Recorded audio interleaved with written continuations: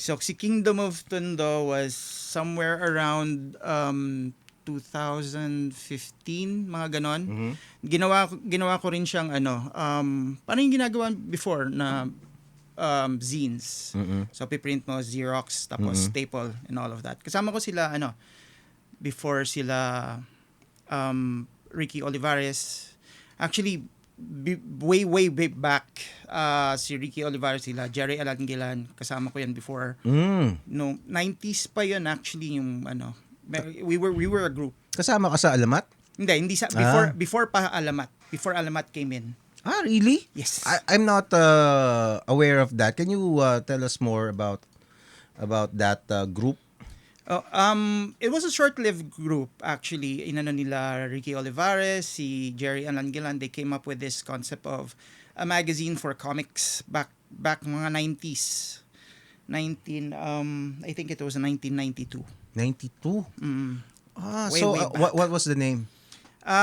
Wala eh. Sure, marami. Shayan. Kasama pa sila Francis Magalon at saka si Bitoy. Ah, really? Yeah. Wow nga, no? Well, I've heard some stories of that. Yung kasama nga si Nabitoy. Pati nga si Tim Yap daw eh. Parang ganun. I don't remember Tim being there. Pero I think, kasi malaking group siya eh. I think we were 40 to start with. I think Tim Yap was with dun sa kay Will Sportacio.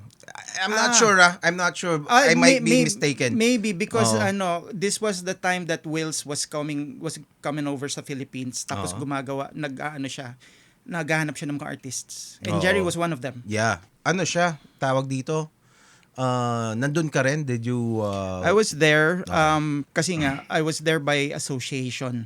Kasi kilala nung friend ko na high school buddy ko rin si Rick. So sabi, sige, come over. The more people who likes comics, the better. So, were you able to go to the house? Nung, di ba meron silang... Yeah, may studio sila sa Balete Oo before. nga eh. Di ba? Ako kasi, I was still in high school during that day. And nung nag-college na ako, and when I started, when I met Jerry, wala na yon. Kumbaga, tapos na. So, hindi ko na alam. So what I'm left with are just stories na parang, syempre, as a young creator, parang ano yun eh. Ang saya siguro doon. Di ba? Ano mga ginagawa nila doon? Do you have stories from there? I actually not much kasi nakapunta ako doon twice lang yata. And during that time na we stayed for like an hour. Tapos we were watching kung anong ginagawa nila kasi naghihintay sila nung fax pa yon, yung script. Ah, talaga? Fax. So hinihintay nila yung fax from the States na sisimulan yung So usap-usap na kami ni Jerry before we left. So it was really that short. I never really met everyone there. Oo. Pwede lang kay Jerry. Pero we were introduced. Tagal na yun eh. Medyo hazy na yung memory ko nun. You were what? High school, college? What? I was college na nun. Mm. We were just interested kasi nga we were collecting comics nun. Mm-mm. And during that time kasi, when Jerry went in, yung group na kasama namin yun na malaki, medyo nabuwag because I really don't know what happened.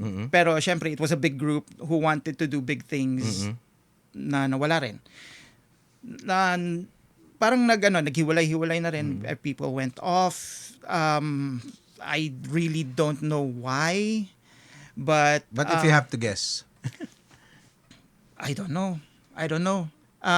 Ayoko kasi mag-speculate eh. Kasi hindi ko rin alam kung ano yung punot dulo nung bakit naghiwalay. Ah, okay. But I wish we were still around back then. Pero kasi nung after that, when Jerry was with the kami naman nila Ricky, we made our own group. Gumawa din kami nung mga sarili naming comics. But the thing is because of work, because of a lot of things in life na nangyayari, hindi din nag-fly. Hindi din nag-fly. It died a natural death. Yeah. Parang overtime. Tapos and then we met 2014 and he told me, I want to get the group back together. The name of the group was Crush actually. Si Jerry ang nagbigay nung idea. So kasama mo si Jerry noong... Yes, nung inception na yon. Okay. Nung sabi namin gagawa na, instead of doing a magazine, gawa na lang tayo ng comics. I'll help you out, sabi ni Jerry. Actually, we have the covers with Ricky. Gawa na lang tayo ng anthology and then we submit it to the States. Pero yun nga, it died a natural death kasi nga marami din ng interest, wala ring people left one by one because of life. Yeah. Tapos yun nga, nakita ulit kami, sabi ni Ricky sa akin na you want to do a comic, buhayin natin yung Crush. Actually, 4 na lang kami noon, hindi nakasama si Jerry kasi si Jerry nga is was doing a lot of things with Marvel. So kami na lang, pero hindi rin natuloy yon, but yun nga, natuloy ko yung Kingdom of Tondo. That was the catalyst for that. I see. So let me just go back again to the early 90s, no? So you were part of this the early movement. Actually wala pang hindi nga nagtagal, 'di ba? So during that time, what was the dream of the comics, the non-existent indie comics community? So kayo pa lang noon and also during that time meron pang yung mga Atlas, 'di ba? Yeah, may mga ganun pa pero they're already on the decline. So yes. how was the mentality towards comics during those days? During those days, it was predominantly US. It was predominantly Image, actually. Oo nga, no? Kasi revolution yun. Everybody wanted to do the Image style. Everybody wanted to do Jim Lee. Kaya nga nung dumating si Wills dito, we want to do Wills. Although ako iba kasi yung inano ko iba yung humakot sa akin. Although I had Image comics, I was collecting some Image comics, pero hindi predominantly Vertigo. Okay. Yun yung nagano sa akin. But I had friends, they were collecting a lot of these and nakikibasa na lang ako. So yun ang dream noon was to have it's either to work for the top 2 or we were considering Image back then top 3. Kasi rival So we wanted to work Image. They have their creator owned. Gawa din tayong creator owned. Yun yung mentality. But the thing is, yun nga, because the speculator boom, diba? Yeah. Nag-die down. Nag-die down din yung interests nung it also died down with the local magazines because nag-ano din ako pumasok din ako ng local magazine.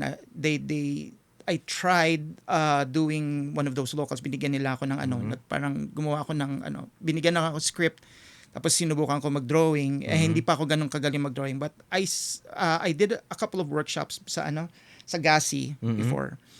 And yung mentality naman nun is parang ayaw namin ng Image. Ayaw namin ng US eto kami. Doon sa GASI. Oo nga, actually nakwento ni Randy Valiente diyan. Parang siya, allergic sila sa 'di ba? Yes. Tama. Alert, ayaw namin 'yan. Tapos well, meron kasing sense of pride din, 'di ba? Because true. this is our heritage, 'di ba? This is what we do here. But the thing is, over time as I realized it, yung style nila, style ng DC yung mga pumunta doon sa DC. Di ba sila Alcala, sila I forget yung ibang it's blanking me out. But sila Nestor Redondo, sila Redondo, di ba? Yun yung style nila So there was a time talaga nung nakita ko yung mga artists na yan, gumagawa sila ng tapos they were criticizing. Bakit ganun yung nila? Ba't ganun yung flow? Bakit ganun sila gumawa ng hatching nila? Iba sa hatching natin. Kasi nga sila, Jim Lee, were using tips. Pero yung mga locals, brush. Diba? So there's a difference. And it was sila doon, kami dito. May pride kami. Tama, no?